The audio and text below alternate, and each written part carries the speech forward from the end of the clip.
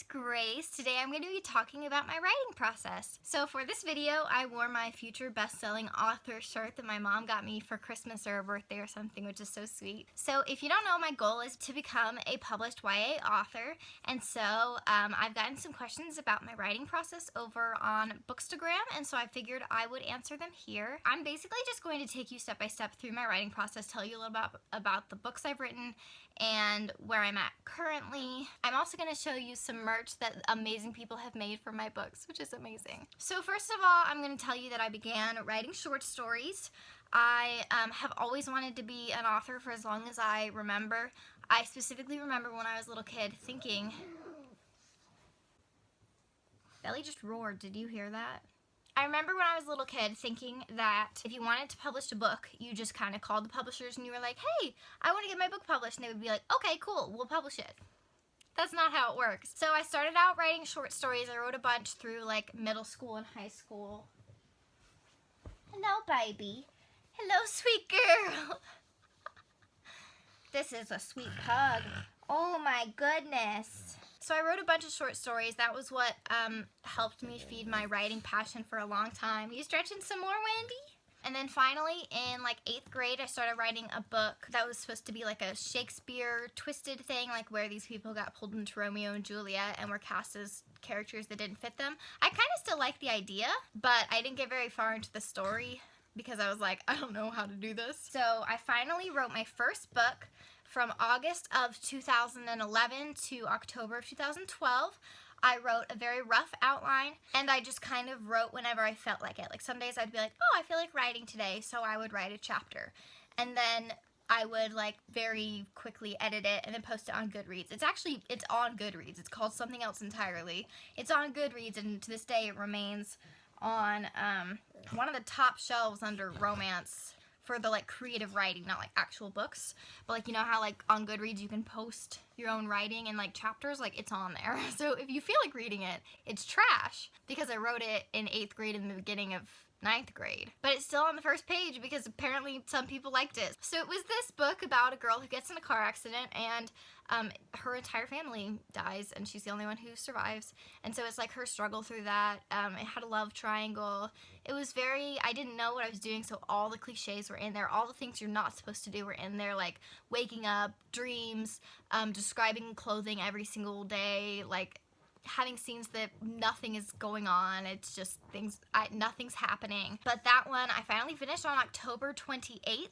So today that I'm filming this is October 27th, so by the time you see this, it'll be just after the anniversary of that, which I think was 7 years ago that I finished that. That's ridiculous. So I finished my first book 7 years ago, and I've definitely grown since then. The only thing about that book, like I may try doing a completely new version of it at some point, because I had this one character named Patch, who was a redhead, that I adored, and everybody who read the book adored him, and so like I want to fit him into a book at some point because I love him. The second book I wrote was kind of on a whim. I went to like Bookstagram or something on June 1st of 2013 and found the very first writing book ever that I ever got, and it was called Book in a Month.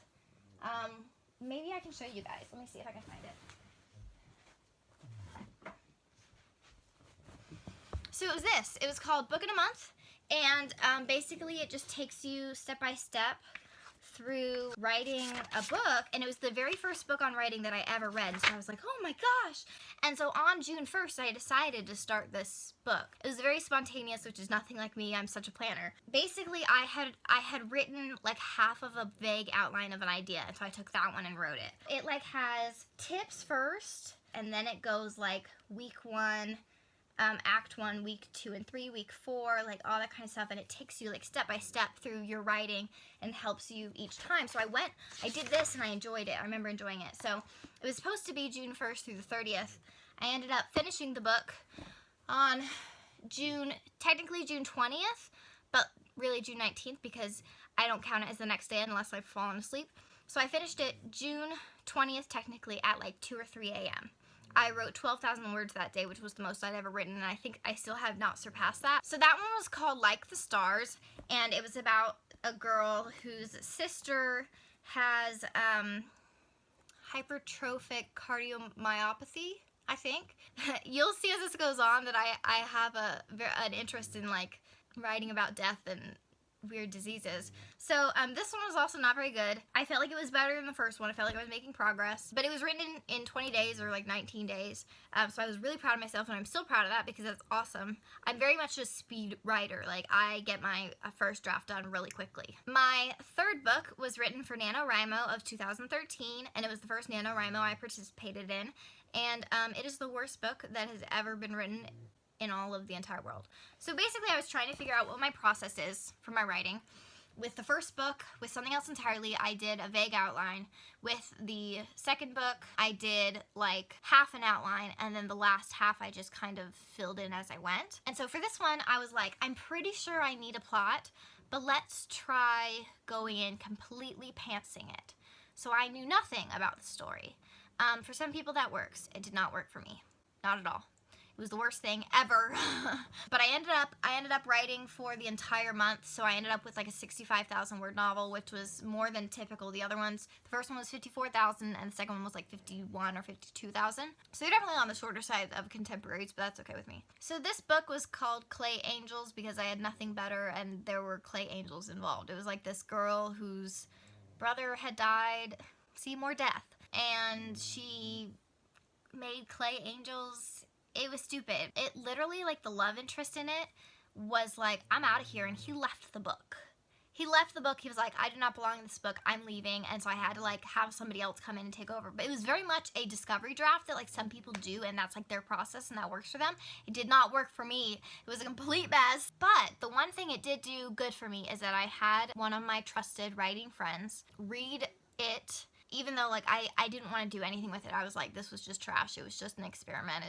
It's going nowhere. But she pointed out that when I stopped taking myself seriously and was just writing to get the word count, and I wrote, like, funny things, like, I would randomly kill off characters and then bring them back to life. Like, I had the zombie apocalypse happen in a contemporary novel and then, like, undo it. I was just having fun. She was like, even though it's stupid, that's some of your best writing. I think that you need to try out a lighter style of writing. And I was like, oh. And so that was the seed for something coming. The fourth book I wrote was December of 2013. So in 2013, I wrote 3 books. So I was on a roll. I was learning a lot. That's what it was. It wasn't anything good.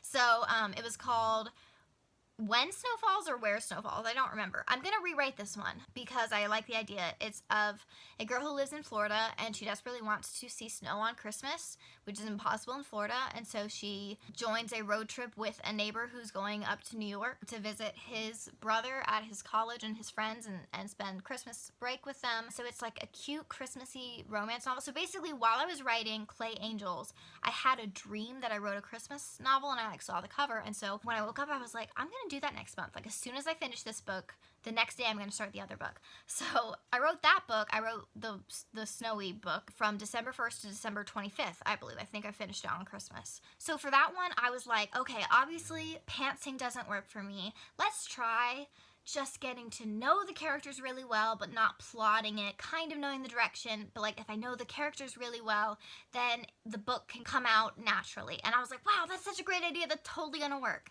It didn't really work. The first few chapters I felt really confident, and then after that it just spiraled because I didn't know where it was going. So it was not a strong draft. It was like 45,000 words, which was okay because I planned on it being a novella, so I planned on it being like 30,000 words and it ended up being 45. But I plan on taking that idea and turning it into a better idea where like now my process is outlining a ton, and I'm gonna take that idea and redo it, and I like the idea, and I think it would be cute. So then I finally found a process that worked for me with my 5th book, which I wrote from October 28th to January 23rd, so October 28th of 2014 to January 23rd of 2015. I started it on October 28th because it was the anniversary of something else entirely, and I just felt like that was a good time to start. It was called Pink Skies, and it was definitely my best book to date from there. Oh, my hair. It was about this girl named Jenna who cares a lot about her grades and then finds out she's failing gym, and so she has to team up with the captain of the track team to help her get her grades up, and of course it's a cute little romance. It's adorable, so I took my friend's advice from Clay Angels, and I was like, let's write something funny and lighthearted.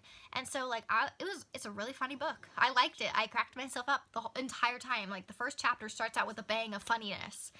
That's not a phrase, but it starts out really funny. It's funny throughout the story, and I enjoyed that. I was like, wow, I've been trying to write things that are a little too serious, and now I've like kind of let myself go. And because I think I'm hilarious, and so I just felt like it was more me. And that one ended up being 90-something thousand words, which is too long because, for the genre, it only needs to be 60 to 70 for contemporary, basically. That's like my goal. There were a lot of scenes that didn't matter as much. Like it was my best one to date, but still, if I go back to it, I'm gonna redo it. I'm not just gonna like revise it, I'm gonna rewrite it. Like start from the beginning, do a different outline. But basically what I did was I wrote an outline beforehand of like 25,000 words. So my outline was ridiculous. Can you tell I'm Italian? Because I do this a lot. I wrote a huge outline, and so I knew where the story was going. So the writing was really easy. I only took 3 months to do it because instead of writing in big bursts, I was trying to like pace myself and only do like 800 words a day, which didn't work for me because I work better doing a ton at a time and like getting things done really quickly. So I had actually planned to write until like February or March, and just like in January I was like, screw it, I'm finishing this. And so I really enjoyed that book. I was like, this is the first book I'm gonna get published. Then I learned more about writing and discovered that it wasn't quite where it needed to be. So I decided to move on and save that one for later and come back to it, and I will. I do plan on that because I really love, it has a lot of potential. There's some things in there that I absolutely love and need to get out there. So finally, we come to the book that I wrote for NaNoWriMo in 2018. So it is 1 year ago. So the day I'm posting this is November 1st. I'm posting it for NaNoWriMo. And oh, Wendy's sitting here and she's so cute. So it will be the first anniversary of A Million Falling Stars, and it's a YA contemporary about a girl with juvenile Huntington's disease who runs away from home. This book is going to be the first one I try to get published. I finally learned a lot. I wrote the book from November 1st to November 16th.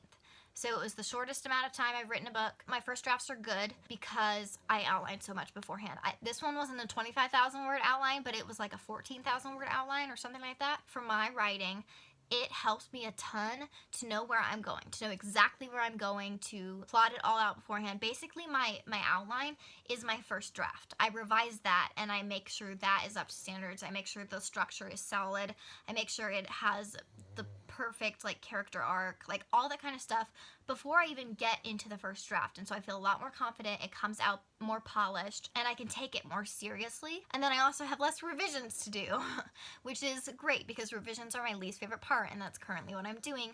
But luckily, because of the outlining beforehand and all that kind of stuff, my revisions are not nearly as extensive as a lot of people's would be if you're like a pantser, which some people, if you like the revision side of it, then you may be a pantser because revision is huge for pantsers. But for plotters, it's the opposite side, and I prefer that. If you notice, there was a big break between Pink Skies and A Million Falling Stars because, I don't know, I was tinkering with a lot of different ideas and not actually taking any and actually writing them. And so I went from 2015 to 2018 without writing a book. And it made me feel like I was dying. Like, it was awful. I was like, what is life anymore? Like without my writing, what am I doing? And so finally I was like, I have to pick a story idea and go with it, because part of my problem is I have so many story ideas all written in my phone, and I just get so intrigued by them all, and I feel like I have to work on each of them, and so I bounce back and forth between ideas, and I don't stick with one for a while. Like eventually one will like grab me and take hold of me and be like, you need to write me. But sometimes I have to be the one to grab hold of it instead of waiting for it to grab hold of me. And I honestly was worried when I started A Million Falling Stars that it was going to be rough because I was like out of practice, but it went really, really well. Like writing it felt amazing. I knew in my gut writing it, I was like, this is the one. This is the one that I'm going to pursue publication with, and this is the one where I've learned the most, and this is the process I'm going to use for my future books. I have gone through 3 or 4 rounds of beta readers at this point, and it's in a really solid place. I just have a couple more rounds of betas that I'm going to do, and then I'm going to hopefully start pursuing publication in early 2020 by sending out query letters to agents, and I'm super excited and a little bit nervous because like after all this time, actually getting to that point is like so weird. When my first round of beta readers read A Million Falling Stars, I didn't know what to expect. Most of them enjoyed it. My best friend called me crying, saying this is the one. And she does not read contemporary. She read Pink Skies and she told me, like, honestly, I don't care for it that much. And that's the kind of friendship we have. I love it. I love that we can be completely honest and I'm not offended by what she says. Like, she's being honest, and that's the most helpful thing. So with Pink Skies, she was like, it's not for me. Like, it's fine, but it's not great. With A Million Falling Stars, she called me crying and said, this is the one. And that's like a moment that I'm gonna remember forever. And I was at a Jesse McCartney concert. I was standing in line and I'm like, oh my gosh, thank you. I'm so glad you think so. I hope so. I hope you're right. I hope that all that part was helpful. Now I want to show you some merch some amazing people have made for my book, A Million Falling Stars. So first of all, I had a dear friend who read the book and was one of my beta readers make a quote print for it with her favorite quote, so I'm going to show that here. She designed this herself and sent it to me, and it's the background on my phone because I adore it. I love it so much, and I couldn't believe that she made that for me. Next, I got some custom candles from Totally Wicked Candles, which is one of my favorite shops, and I'm a rep for them, and I have been a rep for them on and off since like the beginning, which has been amazing. They're one of my favorite shops to rep for. Courtney made me 2 candles based off of my book, and they make me want to cry. Okay, so the first one is A Million Falling Stars. I want to see if you can see this. It's beautiful. I love it. The light is really reflecting on it, but I promise you it's beautiful. It smells like roses and waterfalls, and it's perfect. It's got like stars and it's purple, and I just feel like it's a purple book. I might have synesthesia because I relate colors to things that aren't colors. On top, it's got stars, which is perfect because there's a lot of like astronomy in this. It smells super good. Hey Belly, you want to smell this? If you've seen my Bookstagram stories, Belly loves smelling candles. Hey girl, what do you think? Is it good? She's not as excited because she's already smelled this one before. Wendy, do you want to smell it? Oh, Wendy is fast asleep. This is the first candle that she made me, which is so good, and I love it. I'm so thankful. The other candle is Rose and Adam, which is the couple in this book. It has the quote on there, I can't ignore the gravity between us, just like a moon can't pull out of its planet's orbit. Again, with the light, not quite sure if you can see it. Oh, hi Wendy, do you want to smell? You want to smell? She came over to smell it. This one has like glitter on top. Don't know if you can see, but it's really perfect and really pretty. It smells like books, musk, and ocean spray, and those all fit the book perfectly. I doubt you can see the details on the camera, but the background is like a road map, but also like constellations, which if you read the book, you'll know exactly why that's important, because like the road trip is important, but it's also like about astronomy. It's the perfect label and the perfect candle, and I'm so thankful to Courtney for making these candles for me. Like they are so perfect. They are some of my prized possessions. Like they're one of the things that if my house burned down, I would have to run and grab these and save them. And then finally, I commissioned a wonderful artist, Cameron, to draw my characters. My expectations were exceeded beyond anything I ever dreamed of. So this is the first art piece that I commissioned. So it's of Adam and Rose, the 2 main characters. Since they're on a road trip, they spend a lot of time in the back of his car, which he set up as like a living space. This is them just chilling in the back of the car, trying to ignore the fact that they have growing feelings for each other, and I just am absolutely in love with it. I was absolutely shocked. If you are looking for an artist to commission for anything, I highly recommend him. I'm not even slightly kidding you. Not only is he obviously friggin' talented and his art is perfect, but he sent me updates the entire time. Like, he sent me a million drafts of it, so that the entire time I was involved, and like any changes I wanted made, he made. Like, I was involved in the process the entire time, whereas some other artists, they may say, you know, you get to tell me what to draw, then when I'm finished, I send it to you and you get 1 round to tell me changes to make, and that's it. And with him, it's you are involved in the process the entire time, so it turns out perfectly. I absolutely adored it. Could not have had a better experience. And because of that, I was like, I have to have him draw another one. So I had him draw this. I was like, now I need a kiss between Adam and Rose. Her hair's down in this one because part of her character arc revolves around the hair thing. Like when she is still living in fear and still letting her disease be an excuse to not live her life, she keeps it in a braid tied around her head. And then finally when she like starts to grow out of that, she lets her hair down. And so that's like an important part of the story. And so he drew this beautiful, beautiful masterpiece. And I'm in love, and I'm dying, and they both look so perfect, and I love it so much. And again, I could not recommend him enough. He's amazing. You have to commission him. You have to see his other art. It's amazing. He recently drew Kaz and Inej, and it's one of my favorite depictions of them ever.